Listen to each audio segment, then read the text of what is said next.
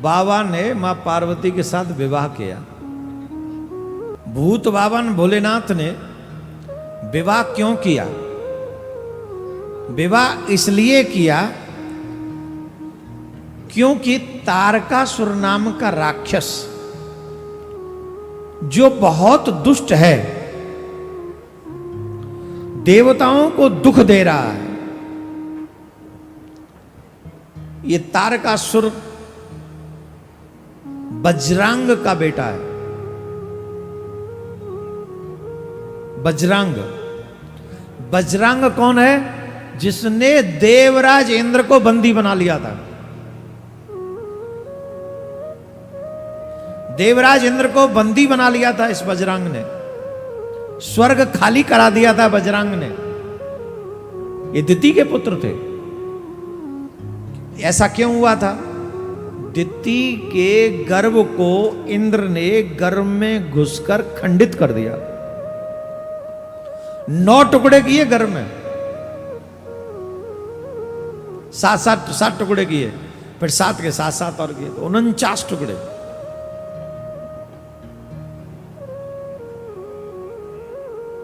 बहुत कष्ट हुआ था मां दिति को। तब मां ने ये तपस्या की और ये कहा, अपने पति से कहा, मुझे ऐसा पुत्र चाहिए जो देवराज इंद्र के होश ठिकाने लगा सके। तब बजरंग हुआ और बजरंग ने देवराज इंद्र के सिंहासन को खाली करा लिया, देवराज इंद्र को परास्त कर दिया। ऐसा युद्ध किया। तो जब स्वर्ग पे बैठे थे देवता त्रायमाम कर रहे थे, प्रभु हमारी गद्दी हमें दिलवाओ, हम कहां भटक रहे हैं, हम बड़े परेशान हो रहे हैं, हम ये हो रहे हैं, हम वो हो रहे हैं। तो ब्रह्मा जी बजरंग के पास में गए और ब्रह्मा जी बजरंग के पास जाकर बजरंग से कहते हैं, पुत्र, अरे ओ पुत्र, बहुत बलवान हो, बहुत श्रेष्ठ हो, पर देवताओं का हक मत रखो, देवताओं का अधिकार देवताओं को दे दो। बजरंग ने कहा, पितामह, मुझे स्वर्ग में राज्य करने का कोई मन नहीं। ये जो इंद्र है ना, ये बहुत बड़ा दुष्ट है, बहुत बड़ा दुष्ट है। ये साधारण दुष्ट नहीं है पितामह, जिसकी आप पक्ष लेके आए हो। ये कितना दुष्ट है। मैंने तो अपनी मां के वचन का पालन किया, इसने मेरी मां के गर्भ को खंडित किया। कितना बड़ा दुष्ट है ये। न मुझे स्वर्ग की इच्छा है, न मुझे पाताल की इच्छा है, मुझे कोई इच्छा नहीं है। मुझे तो मेरी मां का वचन पूरा करना था, मैंने कर दिया। हे पितामह, आप जो आज्ञा देंगे मैं उसका पालन करूंगा।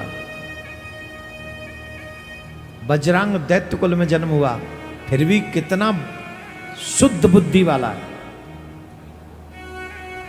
पितामह ने कहा कि तुम स्वर्ग खाली कर दो और पाताल में चले जाओ, वहां जाके राज्य करो। बोले स्वीकार है। चले गए। पितामह ने कहा, ऐसे मत जाओ, मैं तुम्हें एक सुंदर स्त्री देता हूं, उस सुंदर स्त्री को अपने पास रखो, वो तुम्हारी पत्नी बन के रहेगी। उसका नाम था बारांगी। बजरंग की पत्नी बन के रही। अब ये बड़ा शुद्ध बुद्धि वाला था, ये तो भक्ति भाव वाला हो गया। लेकिन अब इसकी पत्नी के मन में एक विचार हुआ कि कैसे भी करके एक पुत्र ऐसा होना चाहिए जो इंद्र को सबक सिखा सके। एक दिन पति प्रसन्न थे, तो पति जब प्रसन्न थे तो बोले, मेरी एक इच्छा है। बोले, क्या इच्छा है? बोले, ऐसा पुत्र प्राप्त हो जिस पुत्र की प्राप्ति के बाद इंद्र को दुख देने वाला पुत्र हो, इंद्र को सबक सिखाने वाला पुत्र हो। बजरंग कहने लगे, इस द्वेष बुद्धि से क्या मिलेगा तुम्हें? अरे इस द्वेष बुद्धि का त्याग करो, मैं इसका त्याग कर चुका हूं, मुझे ये सब नहीं चाहिए। ये द्वेष बुद्धि है। और याद रखिए, जो मनुष्य द्वेष बुद्धि के साथ जीता है वो न यहां सुख पाता है न वहां सुख पाता है। और आज मनुष्य सबसे ज्यादा द्वेष पालता है। हाथ में माला लेके घूम रहे हैं, उनको भी द्वेष है कि मुझसे आगे ना निकल जाए। बोले देखो ये जो द्वेष भाव है ना, ये ठीक नहीं है। द्वेष भाव सबसे गंदा। अब तुम देवताओं से दोष रखते हो, क्या फायदा, क्या मिलेगा? बोले नहीं नहीं, हमें तो ऐसा ही पुत्र चाहिए। अब वो बेचारे बड़े दुखी हुए। बजरंग सोचने लगे ये बात ठीक नहीं है, अभी भी हमारी पत्नी द्वेष रख रही है देवताओं से, ये ठीक नहीं है। बजरंग ने सोचा ये मेरी धर्म पत्नी है, ये मुझसे कभी कुछ मांगती नहीं, आज इसने पहली बार मुझसे पुत्र मांगा। हालांकि मेरी भावना के विपरीत है, मैं द्वेष भाव नहीं रखता, फिर भी ये द्वेष वाला पुत्र चाहती है, फिर भी मुझसे पहली बार ही मांगा है। अगर मैं इसकी इच्छा पूरी नहीं कर सका तो मुझे नरकगामी होना पड़ेगा। उस पत्नी की इच्छा को पूर्ण करने के लिए बजरंग ने तपस्या की ब्रह्मा जी के। ब्रह्मा जी प्रसन्न हुए और ब्रह्मा जी ने कहा बजरंग हम तुम्हारी तपस्या से बड़े प्रसन्न हैं, वरदान मांगो वरदान मांगो वरदान मांगो। दोनों हाथ जोड़े, पितामह मेरे मन में द्वेष नहीं, पर मेरी पत्नी चाहती है इंद्र को, देवताओं को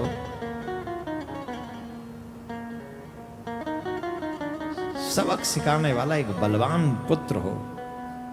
एवं मस्त ऐसा ही होगा। ब्रह्मा जी ने भी आशीर्वाद दे दिया। जब महाराज बजरंग के घर में पुत्र हुआ, पृथ्वी कांपने लगी, ऐसा पुत्र था। बादल काले काले हो गए, आंधियां आने लगी, पृथ्वी हिलने लगी, ऐसा भयानक योद्धा बलवान।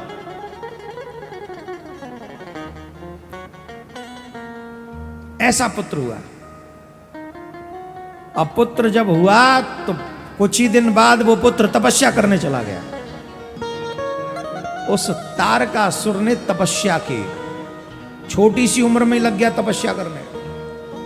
ऐसी तपस्या करी महाराज, नीचे सर किया, पैर ऊपर किए और उस सर के नीचे अग्नि कुंड बनाया और अग्नि तापने लगा मुंह से।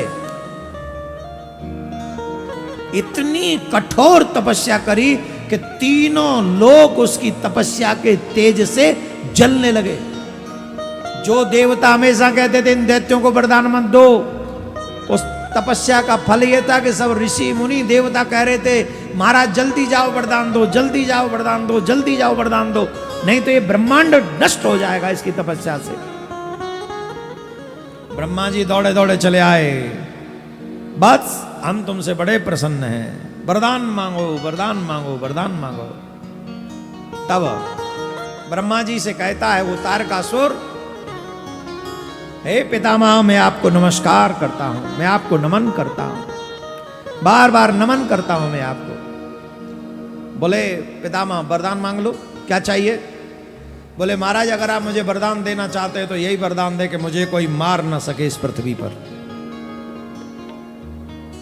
क्या वरदान मांग रहे हो? बोले मुझे इस पृथ्वी पर कोई मार ना सके, ऐसा वरदान मांगता। जो भी शरीरधारी हैं उन्हें एक दिन नष्ट होना ही है, ये वरदान हम नहीं दे सकते। बोले महाराज कुछ तो वरदान दो, मैं मरना नहीं चाहता। बोले एक चीज, कुछ भी वरदान, मृत्यु के लिए एक रास्ता छोड़ दो, बाकी जो चाहो सो मांग लो किसी। बोले ठीक है एक वरदान दे दो। बोले क्या? भगवान शिव के शुक्र से उत्पन्न 6 दिवसीय बालक ही मुझे मार सके और कोई न मारे। कै दिवसीय? 6 दिवसीय बालक मुझे मारे और कोई न मार सके। अच्छा ये जानता था कि सती जी अपनी लीला पूरी कर चुकी हैं, अब भगवान भोलेनाथ शादी करेंगे ही नहीं, क्योंकि पहले ही नहीं कर रहे थे, तो अब क्या करेंगे?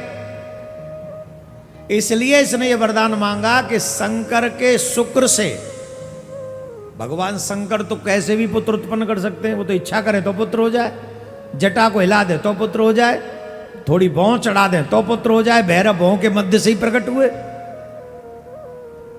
और वीरभद्र कहां से हुए? जटाओ गाड़ी तो वीरभद्र हो गए। तो भगवान शिव का क्या भरोसा? जब ये मांग लेंगे कि भगवान शंकर का पुत्र मारे, तो भगवान शंकर का पुत्र तो कहीं से भी हो जाएगा। सिर्फ भावना कर लें तो प्रकट हो जाएगा, ऐसे नहीं। उसने मांगा ही क्या, भगवान शंकर के शुक्र से 6 दिवसीय पुत्र जो हो वो मुझे मारे। मतलब एक तरीके से उस समय इम्पॉसिबल वरदान मांग लिया उसने। ब्रह्मा जी बोले एवं मस्त ऐसा ही होगा, और शंकर जी बैठे समाधि में, लागे समाधि अखंड अपारा। समाधि अखंड है, जो खंडित नहीं हो रही। और उनकी समाधि भंग करने के लिए देवराज इंद्र ने तमाम प्रयास किए। इंद्र को, कामदेव को भेजो, बसंत को भेजो, रति को भेजा, चकाचक चारों तरफ सब प्रयास किया, कुछ नहीं हुआ। देवताओं ने प्रार्थना की, देवता पुकार करने लगे, हे जगदीश, हे ईश्वर, अगर आप स्वीकार नहीं करेंगे तो देवताओं का क्या होगा? ये दैत्यराज तारकासुर हमें छोड़ेगा नहीं। आप कृपा करो, आप कृपा करो, आप कृपा करो। तब भगवान ने मां पार्वती के साथ विवाह किया, नारायण भगवान के कहने के बाद। भगवान शिव ने कहा, आज्ञा सिर पे नाथ तुम्हारी। हे नाथ, आपकी आज्ञा हमारे सिर पे है। नारायण भगवान ने कहा, सिर पे मत रखना हमारी आज्ञा।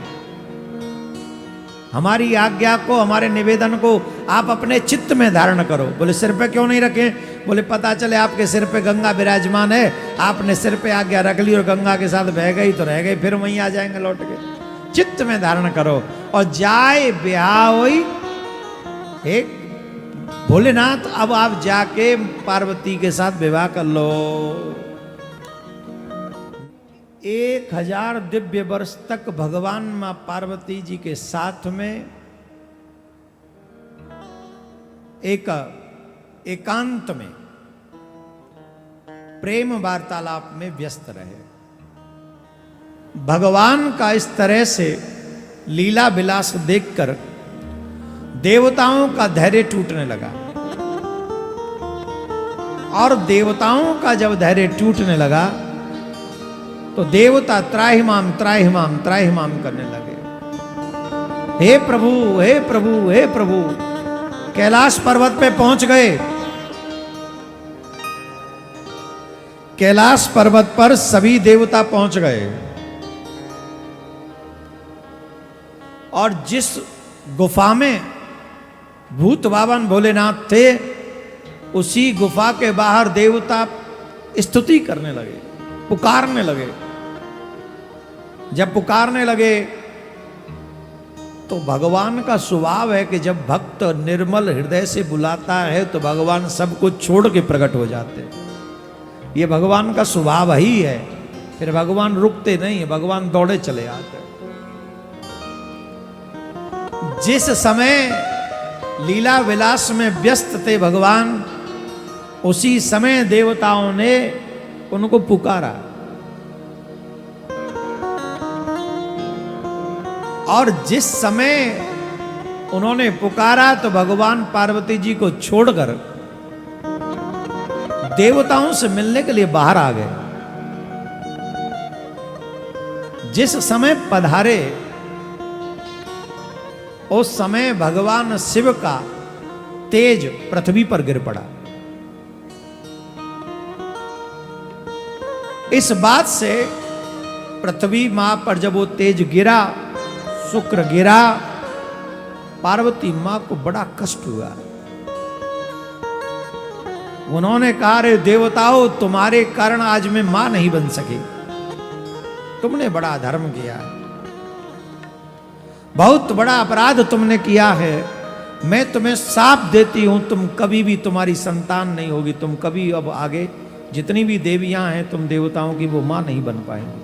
अगर आज मैं नहीं मां बन पाई तो कोई मां नहीं बन पाएगी, साफ है मेरा।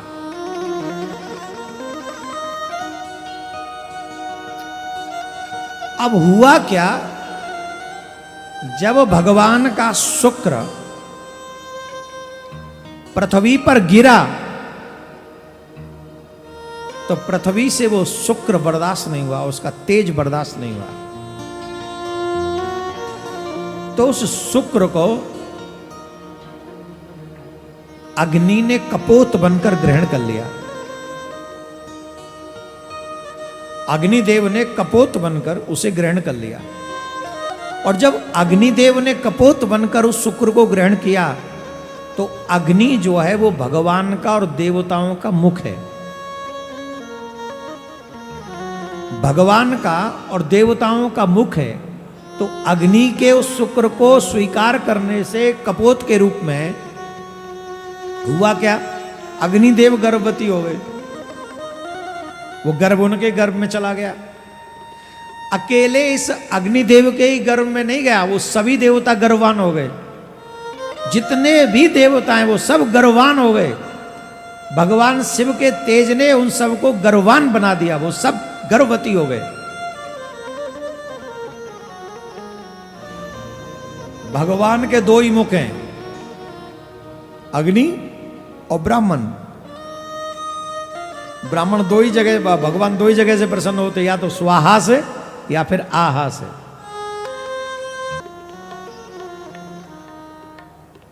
अग्निदेव के कारण सब देवताओं के गर्भ में वो शुक्र चला गया। अब उसके कारण तो देवता बड़े परेशान हुए।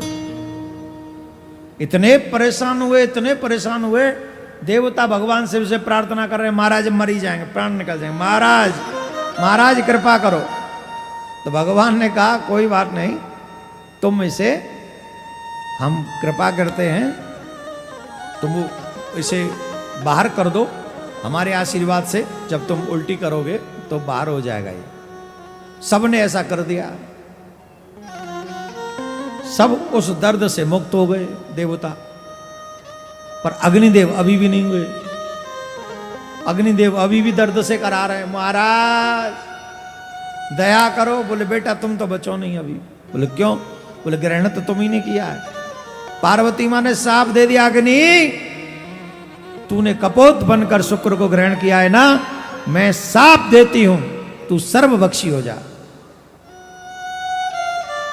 तूने ये भी नहीं सोचा क्या ग्रहण करना चाहिए और क्या नहीं, साफ दे दिया तू सर्वभक्षी हो जा। तब शंकर भगवान ने कहा कि तुम भी इसे किसी को दे दोगे तो बचोगे। अब तुम अपनी मन से ढूंढो किसको दोगे। तो उस समय माघ का महीना था। सप्त ऋषियों की पत्नी संगम स्नान करने जा रही थी। माघ के महीने में सर्दी होती है। वो सप्त ऋषियों की पत्नी स्नान करने जा रही थी, गंगा स्नान करके आ रही थी। उन्हें सर्दी लगी हुई थी। तो अचानक से एक जगह पर उन्होंने अग्नि प्रज्वलित होती हुई देखी। और जब अग्नि प्रज्वलित हो रही थी तो वो सभी ऋषि पत्नी सोचने लगी कि चलो थोड़ी देर हाथ सेक लेते हैं, शरीर सेक लेंगे तो थोड़ी गर्माहट हो जाएगी। एक ऋषि की पत्नी ने मना किया कि ये ठीक नहीं है। अचानक से यहां अग्नि कैसे प्रकट हुई? हमको लगता है कोई देवताओं की चाल है। अरे बोले तुम्हें हर चीज में चाल लगती है। तो वो एक ऋषि पत्नी नहीं गई बस वहां, बाकी की 6 की 6 चली गई। और 6 पत्नी जब अग्नि सेकने लगी अपने शरीर को तो उन ऋषि पत्नियों के रोमों से, रोम जो रोम होते ना, इनके माध्यम से अग्निदेव ने भगवान शिव का तेज उनके गर्भ तक पहुंचा दिया। रोम छिद्रों से भगवान शिव का वो शुक्र ऋषि पत्नी, अब वो गर्भवती हो गई तो देवता ऋषियों ने त्याग दिया। अरे तुम कहां ये सब करके आ गई हो, त्याग दिया। तो वो भी उस विषय से डरने लगी। और उन ऋषि पत्नियों ने वो हिमालय के ऊपर जाके त्याग कर दिया। अब वो इतना तेज था, शुक्र का इतना तेज था कि उन हिमालय से भी वो तेज बर्दाश्त नहीं हुआ, उसने गंगा में छोड़ दिया। और गंगा भी वो तेज संभाल नहीं सकी, तो उन्होंने जाके वो तेज सरकंडों में छोड़ा। अब भगवान को लगा ये बहुत कुछ हो गया, इतने दिनों से ही भ्रमण कर रहा है। तब वहां जाकर कार्तिकेय का प्राकट्य हुआ। उस सरकंडों में वो कार्तिकेय जी मिले, वहां उस शिशु का जन्म हुआ। बोलो कार्तिकेय जी महाराज की जय। बोलो कार्तिकेय जी महाराज की जय। वहां उनका जन्म हुआ। अब जब इस बालक का जन्म हुआ तो वो 6 की 6 कृतिकाएं दौड़ी, मेरा बेटा मेरा बेटा। उस समय कार्तिकेय मुनि ने अपने 6 मुख कर लिए कि 6 माँ आई है मुझे दूध पिलाने, मैं 6 माओं का दूध पीऊंगा। तो इसलिए इनका नाम षडानन भी हो गया। कार्तिकेय स्वामी के 6 मुख हैं, उन्होंने 6 मुख करिए, 6 माओं के दूध पिए, क्योंकि वो कुछ देर तो गर्भ धारण किया ही थी ना, तो इसलिए तो वो 6 के 6 माँ के दूध पिए उन्होंने। उस समय अब सोच रहे थे हमारा ये कौन कर्म करेगा। उस समय विश्वामित्र जी महाराज वहां से जा रहे थे, बोले आप हमारे पुरोहित बनो। बोले हम ब्रह्म ऋषि नहीं है। बोले कोई नहीं, हो जाओगे ब्रह्म ऋषि, हमारे को तुम नामकरण इत्यादि कर दो, जात कर्म इत्यादि कर दो, तो हमारे कुल पुरोहित हो गए, तो हमारे पुरोहित बन जाओ। कुल पुरोहित तो क्या, पुरोहित बन जाओ। तो विश्वामित्र जी ने ही इनका नामकरण किया। और जब भगवान भोलेनाथ को पता चला, तब भगवान भोलेनाथ ने इसके ऊपर कृपा की और सभी देवताओं का सेनापति इनको बनाया। सभी ने इनको अपना सेनापति मान लिया। बोलो राधे राधे। ऐसे नहीं, जोर से बोलना पड़ेगा। और फिर युद्ध होना प्रारंभ हुआ। 6 दिन के थे, 6 दिन के। ऐसा भयानक युद्ध किया, इससे तारकासुर से ऑलमोस्ट सब देवता हार चुके थे, सब। कोई देवता इस तारकासुर के आगे नहीं टिक रहा था। क्यों नहीं टिक रहा था, उसके पीछे तो आप रीजन जानते हैं ना, वरदान था। और एक बात सुन लीजिए, वचन देवता निभाते हैं। कौन निभाते हैं? देवता अपना वचन कभी झूठा नहीं करते, देवता अपना वचन निभाते हैं। ये शास्त्रों में जितने भी वचन है ना, ये देवताओं के वचन है। इन क्रियाओं को करने पर, इन कार्यों को करने पर आपको इस कार्य की सिद्धि हो जाएगी। ये किसके वचन है? ये देवताओं के वचन है। और भगवान के वचन, देवों के वचन कभी झूठे नहीं होते।